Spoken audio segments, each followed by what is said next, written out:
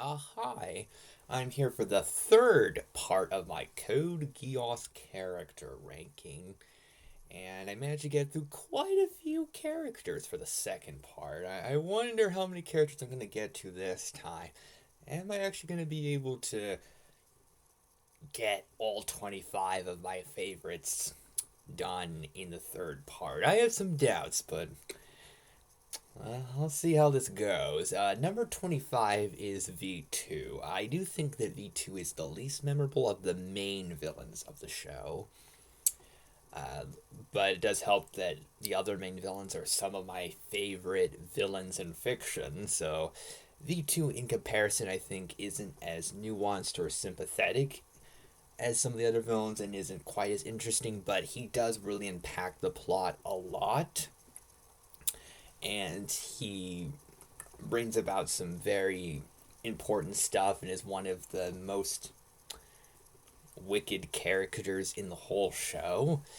Uh, so he is a very prominent character. So I think 25 is a good place for that character. 24 is Prince Odysseus. Uh, I love the what feels, at least to me, like a recurring joke is Odysseus being the next in line for the throne. Yet he's this character that, unlike all these other characters that are competing against each other and have such passion, Odysseus is very much just there and just he doesn't really do much, and it's consistently amusing, and he's a fun character to have around for just some small moments, and he serves that role very well. 23 is General Dalton. Despite working for the antagonist, Dalton was fairly likable a lot of the times, and I think he deserved a lot better, and he can actually be a pretty altruistic person in some scenarios, but he's still working for the antagonist, and so there is some misguided aspects to him, so a pretty nuanced, interesting character. 22 is Bismarck Waldstein. I think that Bismarck proved that he earned the title of the Knight of One by being a strong, confident, intimidating person. He managed to even pose a threat to Suzaku, and that is really cool. Very good character. Didn't get a whole lot to do, but he sure made an impression with it with what he did get to do. And I like his interactions with Charles and their oddly somewhat respectful friendship. It was pretty interesting. And I love Bismarck uh, holding back his true power for special occasions. I think that is an awesome touch. I love that. It makes things more exciting. Number 21, Empress Marion. Marion's far from being a great mother, but she has a huge impact on the story. And she has a very goofy way of acting that made her pretty entertaining. Some pretty good interactions and moments with her. Number 20, Professor Rakshada. I think that Rakshada is a character that didn't get as much to as she deserved, but her amazing design, fun personality, and brilliant mind made her one of the better side characters in the show. Number 19 is Mao, and Mao served as the villain of a 3 episode arc. And when you have a character that's there for a limited amount of time, I felt like you have to work hard to make that character really work and really leave a strong impression.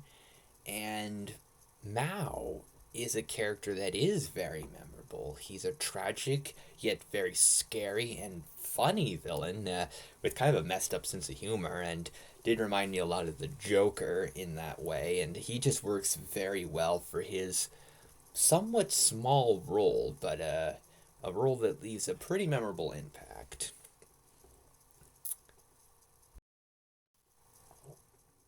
Number 18 is Prince Clovis.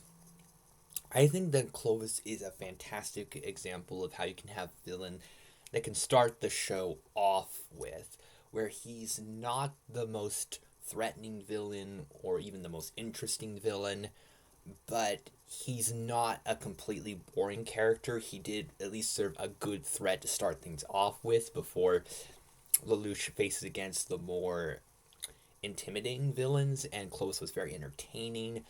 He added a lot to the story. He's incredibly important. So he's a fantastic villain to start things off with. And if he'd gotten more to do, he could have potentially been higher, but considering the little bit he did get to do and how many important characters there are, 18's pretty impressive of a ranking for him. 17 is Cecile Kurumi. Her close friendship with Suzaku, her playful interaction with Lloyd, and her kind personality make her a really good side character. A really good character to just have around for some nice, fun moments. Just very consistently good. Number 16 is Gino Weinberg. A character that I wish I could put a little higher, but this is where it gets hard, where we're getting to characters that I love. And when you get to characters that I love, it can get really hard to rank them, but 16, Gino Weinberg's kind, he's helpful, but he's also entertaining and amusing, and that makes him a welcome presence throughout the second season. Number 15 is another character that I would love to put higher. It gets really hard when you get to characters that I love so much. 15 is General Bartley, and he's a character that I really enjoy.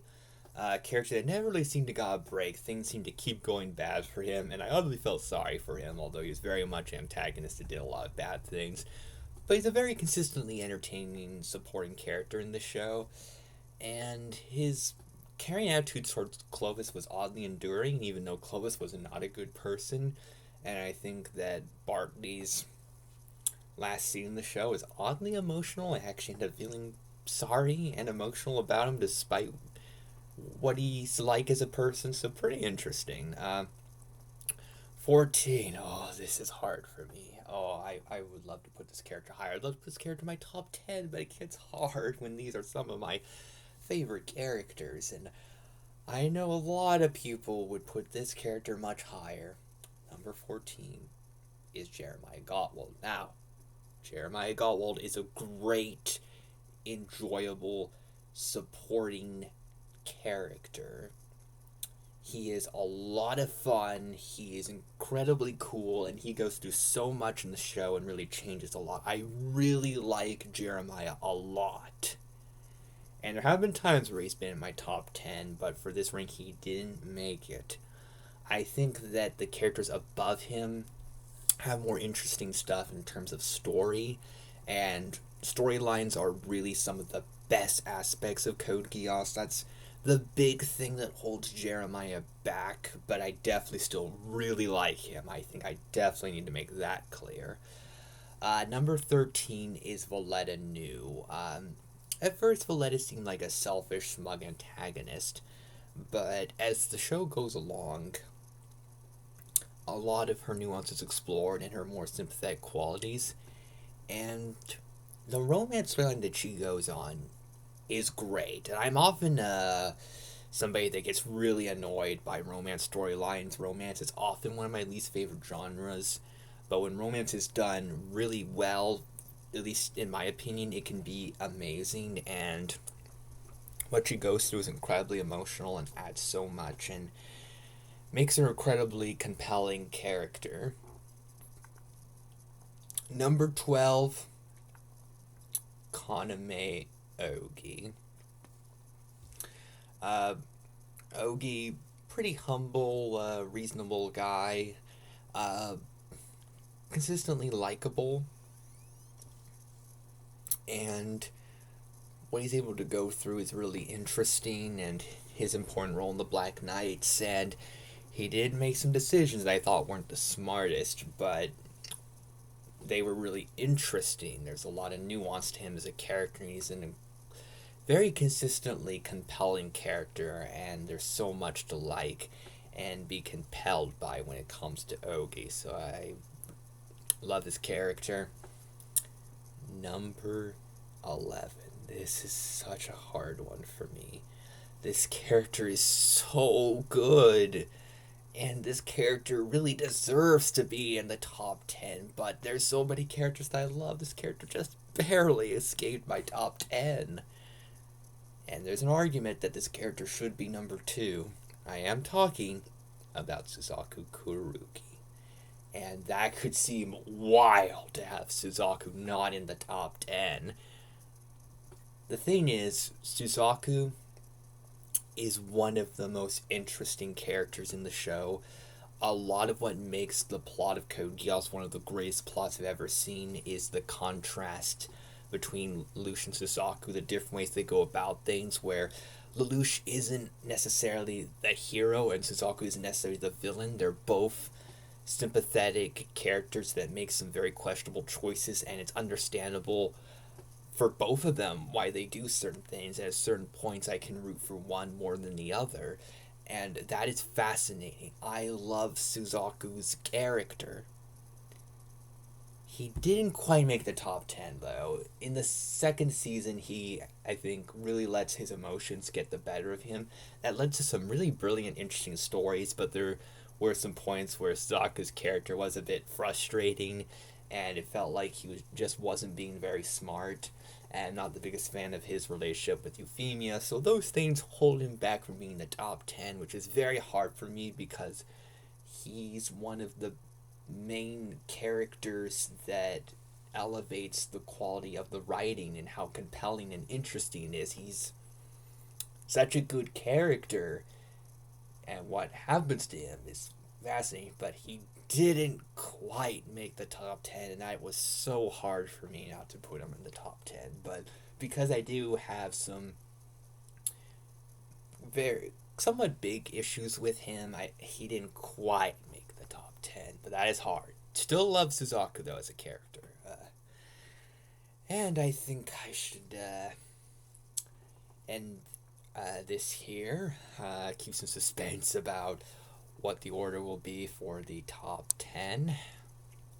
And you can let me know what you think of some of my opinions. I imagine some of them are hot takes. I imagine a lot of people would want Suzaku to be higher. I could also imagine some people want Suzaku to be lower. I don't think many people will be happy about him being 11th place, though. And you can let me know what you feel about that.